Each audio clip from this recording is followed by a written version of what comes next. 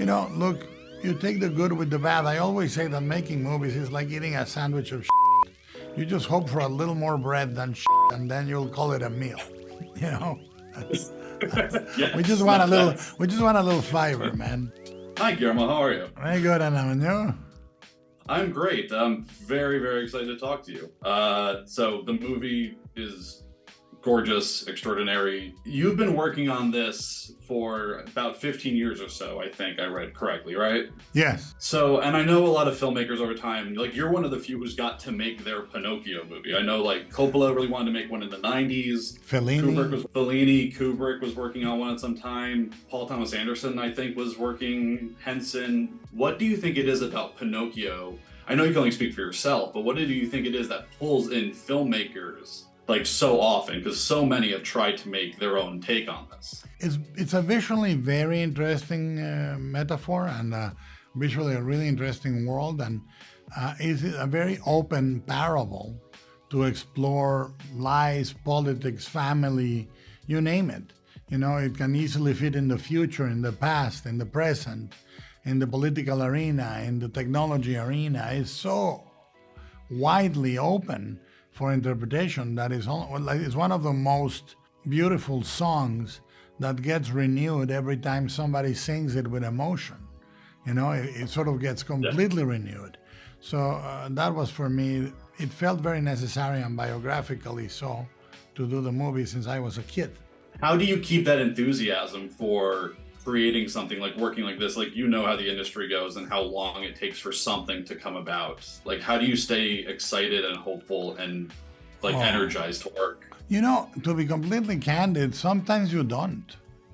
Sometimes it gets really disheartening. This industry will break your heart over and over and over again. And then you put it back together with a lot of care and effort. But it's not a gentle industry.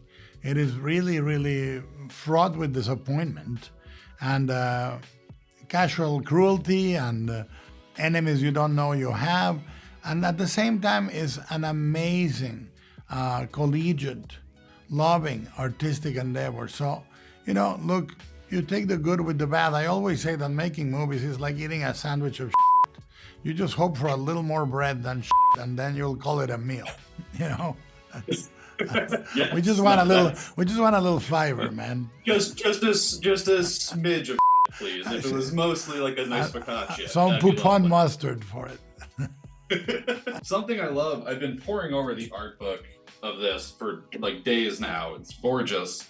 How did you meet Gris Grimly, and where did you come about working with him and his art style? Because it does, throughout time, we have seen the Enrico Manzanti art kind of be the standard for how Pinocchio looks with the hat and the costume and all that. What drew you to his art, and where did you grow from there?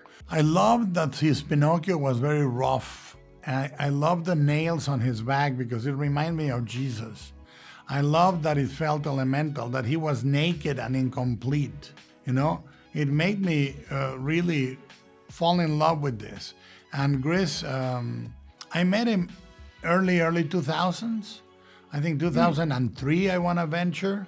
And we were already talking about making this movie and all the basics right away.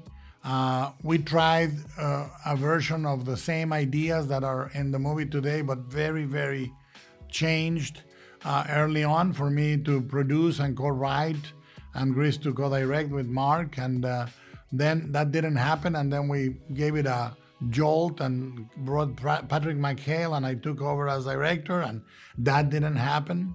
And then we were on our last leg. And I said, let me try with Netflix, because we had a tremendously good experience with them doing Tales of Arcadia, Troll Hunters, the trilogy.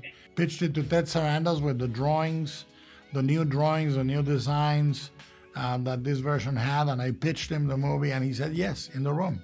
That's awesome. Every single moment of this movie is absolutely astounding to watch and take in. And you were talking, I think it was on the Tonight Show, that you want these puppets to read as actors on screen, and they absolutely do. I know it's been floating around for years. I'm so happy that it's actually out in the world and that people are able to watch this truly incredible movie. I thank you, and I invite you and anyone in the New York area, if you're around here, go to MoMA, and starting the 11th this month, December, you will be able to see the Art of Pinocchio, the exhibit that has complete sets, puppets, camera and light work, and it gives you an idea of how difficult and elaborate it was to make this movie. Thank you so much, Guillermo. My pleasure, man. Love your work. Have a great rest of your day.